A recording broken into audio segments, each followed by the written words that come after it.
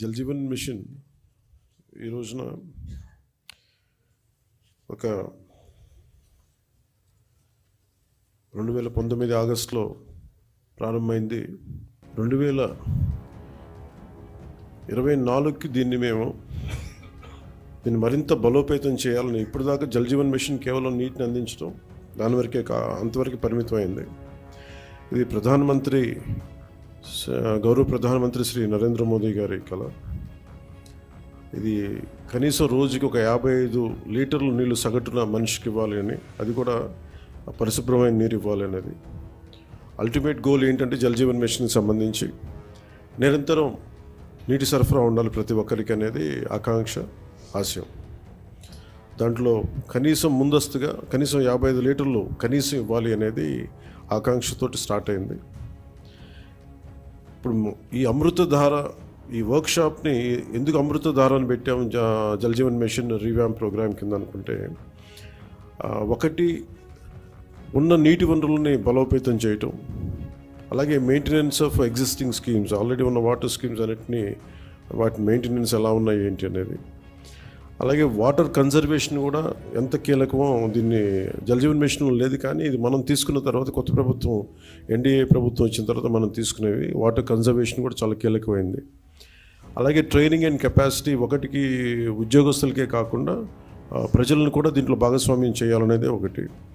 అలాగే దీంట్లో ఈ ఐటీ సిస్టమ్స్ ద్వారా దీన్ని మనం స్ట్రీమ్లైన్ ఆపరేట్ చేసే విధానం, అలాగే గ్రీవెన్స్ రిడ్రెసల్, ఏవైతే నీటి సరఫరాలు ఇబ్బందులు ఏమున్నాయో రిపీటెడ్గా వచ్చే అవుట్ ఆఫ్ మెయింటెనెన్స్, వాటికి కూడా ఒక విధి విధానాలను రూపొందించడం, అది దీనికి సంబంధించి ఈ అమృతధార సంబంధించి. ఒకసారి చెప్పుకున్న మనం రిపీటెడ్గా ఉంటుందని, కానీ కనీసం ఒక్కరోజు 1 గంట నీళ్లు తాగకపోయినా, ఒక పూట నీళ్లు తాగకపోయినా దాని కష్టం ఎంత ఉంటుందో మనందరికీ తెలిసిందే. ఏకాదశి వ్రతాలు కానీ ఏదైనా సరే పొద్దున్నుంచి సాయంత్రం వరకు నీళ్లు తాగకుండా రకరకాల మనం ఈ రిలీజియస్ థింగ్ మనం ఈ పండుగల్లో అప్పుడు ప్రత్యేక పర్వదినాలప్పుడు చేసేవి, కానీ అప్పుడు కానీ మన నీటి విలువ తెలియదు. నీటి దొరకనప్పుడే మన నీటి విలువ తెలుస్తుంది. నాకు ప్రత్యేకించి నేను పిఆర్ మినిస్ట్రీ తీసుకున్న తర్వాత వాటర్ కన్జర్వేషన్ ఒకటి, నీటిని సరఫరా చేయటం ఒకటి, ఇవన్నీ నాకు చాలా ప్రత్యేకమైనవి, ఇష్టం నాకు. అంటే చాలా సందర్భాల్లో నేను చెప్పింది ఏంటంటే, అంటే నా అనుభవాలు పంచుకున్నది. ఒకసారి యూఎస్లో కూడా హార్వర్డ్ యూనివర్సిటీకి వెళ్ళినప్పుడు కూడా అక్కడ స్పీచ్ ఇస్తూ ఉంటే ఒక కీనోట్ అడ్రస్లో అక్కడ నేను చెప్పింది, ఒక ఆదిలాబాద్లో ఒక తాండాలో జరిగిన సంఘటన ఒకటి చెప్పాను. చాలాసార్లు పొలిటికల్గా మేము వెళ్తున్నప్పుడు చాలా ఆకాశం అంత ప్రామిసులు చేస్తూ ఉంటాం, ఆకాశాన్ని తీసుకొచ్చి పందిరేస్తూ ఉంటాం, ఇవన్నీ చేస్తూ ఉంటాయి. కానీ ఇలాంటి సందర్భంలో 2008లో ఆదిలాబాద్లోని ఒక తాండాలో పాపం 3-4 తాండాలకు కలిపి ఒకటే బోర్ పాయింట్, అది అందరూ వచ్చి అక్కడి నుంచి పట్టుకునేవాళ్ళు. ఒక కళ్ళు లేని కనుగుడ్లు కూడా లేవు. పెద్ద ఆవిడ వచ్చి అడిగింది నా దగ్గరికి వచ్చి,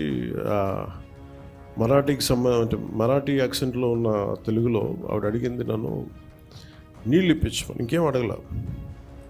అంటే నీరు ఎంత కీలకమైందంటే, మనం ఒక భీష్మేకాదశి రోజున 24 గంటలు నీళ్లు తాగకపోతే ఎంత దారుణంగా ఉంటుందో నిజంగా కష్టం పాటించే వాళ్ళకి తెలుసు, వ్రతాలు పాటించే వాళ్ళకి, కానీ దొరకని వాళ్ళకి. సో ఇది చాలామంది నలిగి బాధలను అర్థం చేసుకుని దానికి ఒక పరిష్కార మార్గం, చాలామంది శ్రమ ఎప్పటికప్పుడు చేసుకుంటూ వచ్చారు. నేను రివ్యూ చేసిన తర్వాత పంచాయతీరాజ్ శాఖ రివ్యూస్లో జేజేఎంది చాలా కీలకంగా అనిపించింది. చాలా ఉన్నతమైన ఆశయంతో మొదలుపెట్టింది, ఎందుకు మనం దీన్ని ముందుకు తీసుకెళ్ళలేకపోయాం అనేది చాలా లోతుగా ఒకసారి అధ్యయనం చేస్తే,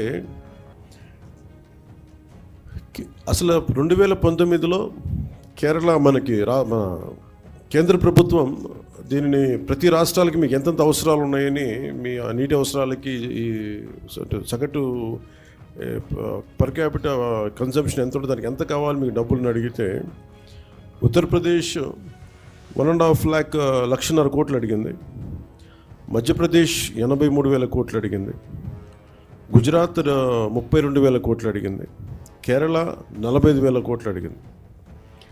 వీటన్నిటిలో కూడా మీరు కేరళని తీసుకుంటే మనకంటే చాలా చాలా చిన్న రాష్ట్రం, మనలో 4వ భాగం ఉంటుందేమో, 3వ భాగం కాదు. అలాంటి కేరళ 45,000 కోట్లు అడిగితే గత ప్రభుత్వం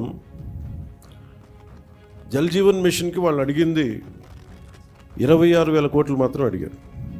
26,000 కోట్ల, ఇంకా ప్రిసైజ్గా చెప్పాలంటే 26,000 కోట్ల 823 26.8.3 crores 0.94 ఎగ్జాక్ట్గా అడిగింది. కానీ వాళ్ళు మంజూరు చేసింది 4,787.10 కోట్లు. ఇది కూడా దేనికి అని అంటే వీళ్ళు పూర్తిగా డబ్బులు ఇవ్వలేకపోయారు, స్టేట్ షేర్ ఇవ్వలేదు వీళ్ళు. దానివల్ల మనం పూర్తిగా అవైల్ చేసుకోలేకపోయాం, సద్వినియోగం చేసుకోలేకపోయాం. దాంట్లో కూడా మీరు వెళ్ళి చూస్తే బేసిక్గా జల్ జీవన్ మిషన్ మన కేంద్ర ప్రభుత్వం మనం సిఆర్ పాటిల్ గారి దగ్గరికి వెళ్ళి నేను మాట్లాడితే వాళ్ళందరూ అడిగిందంటే మీ గత ప్రభుత్వం మీరు చేసినవి అన్నీ చాలా అబ్సర్డ్గా ఉన్నాయి, మేము అడిగింది ఏంటంటే పర్మనెంట్ అంటే ఒక సస్టైనబుల్ వాటర్ సోర్స్ నుంచి రావాలి. అంటే బేసిక్గా వాళ్ళు అడుగుతుంది ఏంటంటే మీకు రిజర్వాయర్ నుంచి నీళ్లు తీసుకుంటేనే ఇది ఇస్తుంది, మీరు పైప్ లైన్కి మేము ఇవ్వం, మీరు రిజర్వాయర్ నుంచి తీసుకొని మీరు అది ప్రజలకు ఇవ్వాలి, అంతేగాని గ్రౌండ్ వాటర్ నుంచి కాదు ఇదని చెప్తే. కానీ గత ప్రభుత్వం చేసిందంతా ఏంటంటే మన అడిగిన పర్పస్ ఏంటంటే కేంద్ర ప్రభుత్వం ప్రాజెక్ట్ ఇది రిజర్వాయర్ నుంచే తీసుకోమని చెప్పింది. కానీ గత ప్రభుత్వం ఈ 4,000 కోట్లకు కూడా, ఎందుకంటే మనం కొత్త ప్రభుత్వం వచ్చాక దాదాపు 700 కోట్లు మనం తీసుకున్నాం, మనం చేసిన మనం తీసుకున్నది. ఇప్పుడు జల్ జీవన్ మిషన్ కింద వాళ్ళు అడిగింది ఏంటంటే మనకున్న దాదాపు 38 మేజర్ సస్టైనబుల్ సోర్స్ రిజర్వాయర్స్ ఉన్నాయి మనకి, వాటికి సంబంధించి 95.44 ట్యాప్ కనెక్షన్స్కి 38 ఈ వాటర్ రిసోర్సెస్ని సస్టైనబుల్ వాటర్ రిసోర్స్ని తీసుకోమని ప్రతిపాదన ఉంది. కానీ గత ప్రభుత్వం ఏం చేసిందంటే 4,000 కోట్లు కూడా గ్రౌండ్ లెవెల్లో చూస్తే కంప్లీట్గా కేంద్ర ప్రభుత్వం నిబంధనలకు వ్యతిరేకంగా చేశారు. ఏదో 1-2 స్కీములు తప్ప మిగతావన్నీ కూడా అంటే ముందు పైపులు కొనేశారు. ఫస్ట్ ఎక్కడైనా సరే మనం నీటిని ఎక్కడి నుంచి తెచ్చుకుంటాం అనేది గుర్తించడం మానేసి ముందు పైపులు వేసేసారు, అవసరమైతే ఒక బోర్ పాయింట్ తవ్వేశారు. అలా ఇచ్చేస్తే ఇక్కడ మీకు చూపించదలుచుకుంది ఈ ఈ 2 మ్యాప్స్ ఉన్నాయి ఇక్కడ. యాక్చువల్ జల్ జీవన్ మిషన్ తాలూకు ముఖ్య ఉద్దేశం ఇది. 38 సస్టైనబుల్ రిజర్వాయర్స్ నుంచి ఇది దీని మ్యాపింగ్ ఇలా ఉండాలి. ఈ రెడ్ ఎందుకు ఉన్నాయి ఇక్కడ, ఈ రెడ్ ఇవన్నీ ఎందుకు ఉన్నాయి అంటే ఇవన్నీ బోర్ పాయింట్స్తో చేసింది. బోర్ పాయింట్స్ నిరంతర సరఫరా ఉన్నది, ఏదో ఒక 5 నెలలు రావచ్చు, లేదంటే వాటర్ చెరువులు బోర్లు ఎండిపోతే మళ్ళీ ఆగిపోతాయి. సో ఇట్లాగా వీళ్ళు 4,000 కోట్లు ఖర్చు పెట్టినా కానీ వాస్తవానికి అవేవి పనిచేసే పరిస్థితిలో లేవు. సో దిస్ ఇస్ 4,000 కోట్లు దుర్వినియోగం అయిపోయినట్టుగా మనం భావించవచ్చు. సో అందుకని మళ్ళీ తిరిగి కొత్త ప్రభుత్వం వచ్చాక గౌరవ ముఖ్యమంత్రి శ్రీ నారా చంద్రబాబు గారి ఆధ్వర్యంలో, ఆయన నాయకత్వంలో ఆయన మాకు చెప్పిన ప్రమాణాలు కానీ ఆదేశాలు కానీ మేము ఈ సస్టైనబుల్ వాటర్ సోర్స్ని ఎంత బలోపేతంగా ముందుకు తీసుకెళ్ళాలి, అలాగే ఎలాగ దీన్ని ఈ కన్జర్వేషన్ ఒక దీన్ని భాగం చేయాలి దీంట్లో, వీటన్నిటిలో మేము ముందుకెళ్తాం. మొన్న నేను సిఆర్ పాటిల్ గారి దగ్గరికి కూడా నేను వెళ్ళినప్పుడు కేరళ 45,000 కోట్లు అడిగింది. మేము అడుగుతుంది కనీసం మాకున్న రాష్ట్రానికి మాకున్న పరిధి కనీసం ఒక 70,000 కోట్లు మాకు మంజూరు చేయమని నేను ప్రతిపాదించాం. రాష్ట్ర ప్రభుత్వం తరపు నుంచి ప్రతిపాదిస్తే వాళ్ళు అడిగింది ఏంటంటే మీరు కంప్లీట్ డీటెయిల్డ్ ప్రాజెక్ట్ రిపోర్ట్ తీసుకొని ఎందుకు మీకు 70,000 కోట్లు ఖర్చు అవుతుంది, అది మొత్తం వివరాలు ఇమ్మంటే మేము దాన్ని ఆ పనిలో ఆ క్రమంలో ఉన్నాం. ఐ థింక్ అది శశిభూషణ్ గారు చెప్పాలి. అది ఆల్మోస్ట్ ఇప్పుడు మనం వచ్చి జనవరి నెలాఖరికి కంప్లీట్ డిపిఆర్ తీసుకొని జలశక్తి మినిస్టర్ గారికి దీన్ని ప్రతిపాదన పంపిస్తాం.